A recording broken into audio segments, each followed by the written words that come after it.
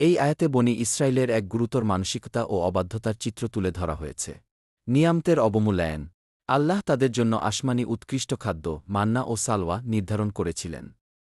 কিন্তু তারা একই ধরনের খাদ্যে বিরক্ত হয়ে সাধারণ দুনিয়াবি খাবার, শাকসবজি, পেঁয়াজ, মসুর ইত্যাদি চাইল।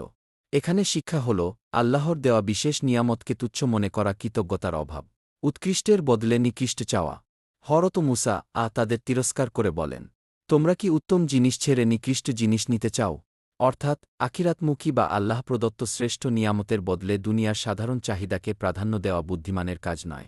লাঞ্ছনা ও দারিদ্র্যের কারণ।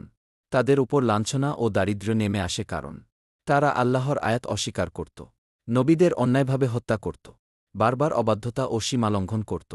মূল শিক্ষা: আল্লাহর গজব কোনো কারণ ছাড়াই আসে না।